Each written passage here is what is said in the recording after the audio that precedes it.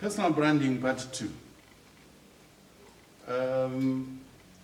Again, on continuation with success issue under wheel of life. We took note in part 1 that there are 9 or so indices, 9 or so indicators that can guide on balancing one's life. And the 9 are godliness, physical health, financial freedom, fun and recreation, plowing back to the community, legacy, happy family, strategic networks, career and business. And this can be a guideline to say, where am I? Am I keeping the balance?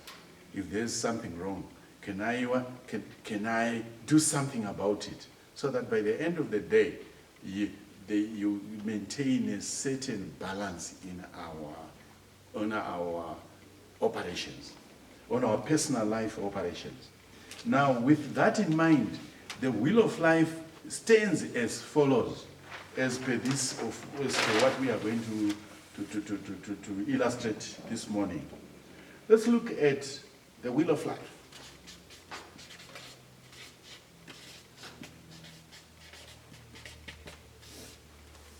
Again, as shown on this wheel, our exercise this morning is actually to illustrate how one can rate himself, herself, according to these models that have been developed. And this take note, this is not taken as is. I've since added, harmonized to come up with what the list that I have right now. So under godliness, if you were to rate oneself out of 10, what is my relationship with my Creator out of 10? I'll just give an illustration of what it means. For majority of us, after moving to college, after moving to university or a tertiary institution where your parents may not even be there, one would say, okay, I'm free, I may not any longer go to church, or you can become loyal to your Christian faith and you go and you rate yourself perhaps at 7. Physical healthy, I'll just give again a figure. If somebody is going through some challenges, or could be diabetic, cancer-related, asthmatic, name it, you can rate yourself at perhaps 4. But at our ages now, you find, well, majority could be in the 8, 9, because you may not have any challenges at all. Under financial freedom, you now want to think loud and say, what am I doing to raise $1 every day? What am I doing to generate income? Because one of the areas that was implanted in us from above is there's ability to create wealth in me as the earliest one can be aware of it. Unfortunately, for most of us, we think we can only make money after you complete your degree or your diploma. But in real terms, this can start even earlier. As early as 4 or 5 years, we can orient our children to be more and more financially correct and guided. So under financial freedom, what is it that you're doing to raise $1? Majority of our students are at 3, 4, or even 0, and which is very unfortunate. I will give you an example of our daughter. When she went to South Africa, she was one knowing our business in terms of beekeeping, in terms of other projects. She says, every other month, send me a consignment of at least 50 bottles. And our price for her is 60 rand. And she would say, I'll give you your money after selling, which was a very good package for us, and what complimented on her part, because she came up with the initiative, and it worked for her very well, because she would sell at any other price to make the profit. And then under fun and recreation, this is yet another area that we need to look at very closely and say, what is it that you are doing? The university offers the clubs, offers the sports, offers all sorts of other fun activities that can equally entertain you or entertain the student enrolled. But what is it that you are doing? Majority may find ourselves very occupied in their rooms and perhaps miss the need to be fun and at the same time fail to deliver. So as a result, you find the majority of our students again may not participate much or actively under fun, and you can rate yourself perhaps 3 or 4. Then going back to the community, it's an area that needs a lot of attention to say, you don't necessarily wait until you finish your degree. It's something that you can work on earlier than that. When you identify an organization, say in the local city, in the local community, or even a club or a society, a community service center that you can go for the 2 hours per week and just offer your services. It could be cleaning up, it could be filing, it could be any other assigned job that is given. So that when you are there, when you plow back, you don't expect for that period to be paid, but you're just offering your services for free. That's one thing that you can offer to the community free. And the question is, are you doing anything related to that? If not, then you would rate yourself 2, 3, right? But then the encouragement is, it's equally strategic to do or to be involved in community service. Because at level 2, you will not be too stranded. You would know where to start from. If the organization knows you to have offered a service at some point or the other, they'll definitely consider you when you need the work-related learning.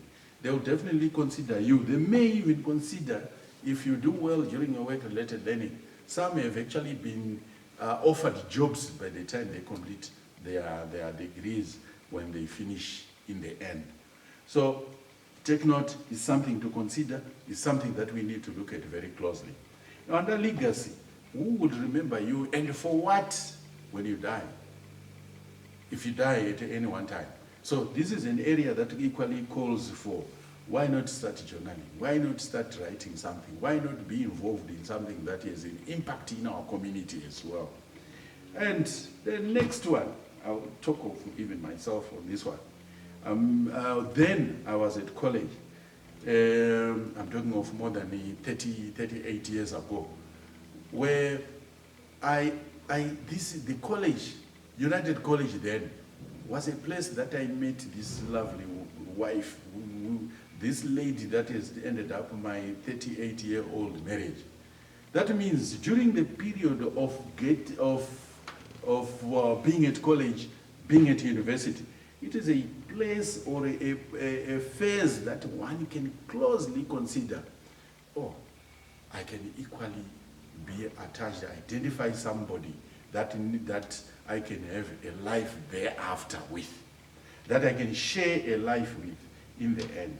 So in other words, you can rate yourself, or I could trigger you to think, before you leave, or right now, are you in a relationship?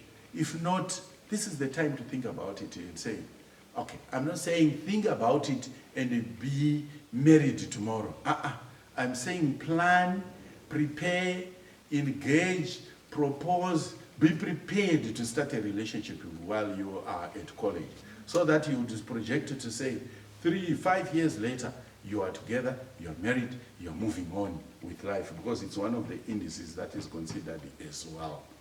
So with that, in my own experience, it has meant a lot, because thereafter, I think I was doing my third year, and my wife was my current wife was doing her first year then, and we kept that relationship until she completed her diploma then, and we got married. And I thought, with that in mind, it shows it's not only me, it can happen with so many others, or even with you, to say, during my stay at university or at college, can I build a certain relationship? If you don't come with one already, you may have to look and consider that closely. But now the rating is, if you are in a relationship, then I'll give you, say, you are at 3, or you are at 3 or 4, because I'm not choking you to get married, but I'm only encouraging you to build the relationship. Strategic networks. Do you have networks that can be supportive? And if not, where are you? Perhaps you are at 3, 4, you just have friends. Even at university, you want now to say, some of us are good at Quab, some of us are good at marketing, whatever module. You need the strategic networks that can assist us and complement you to pass the degree. So in other words, this is an area that you now want to say, do I have such relationships, such strategic networks? Beyond that, you need the guidance that will see you, or the mentor that will see you as a strategic network to yourself, to assist, guide, advise, to see you successfully correct by the end of the day. Career and business. Oh, this is, you're already involved. By engaging, enrolling into a degree program, what it means is, in the next 4 years, in the next 2 years, you must see yourself graduating to get that degree. But where are you now? Perhaps you are doing your second year, and then you are at 3 or 4, right? So with that 3 or 4, as far as but you need to decide to say, under my career, am I going to do the master's? Am I going to do the doctorate? Because it's not everybody who qualifies to go there. It's not everybody who have to. It's not compulsory. If for some reason, if you look at Africa, Zimbabwe in particular, majority of us think of the doctorate, the PhDs, which is very good, but it's not ideally for everybody. It's only about 20% who can get there and have that ability. Majority of us must equally be excited in doing and contributing to the national needs of the country from different levels altogether. You could be involved in fundraising, you could be involved in business itself. For business, you may not necessarily need a doctorate at all. Allow those who can fly and become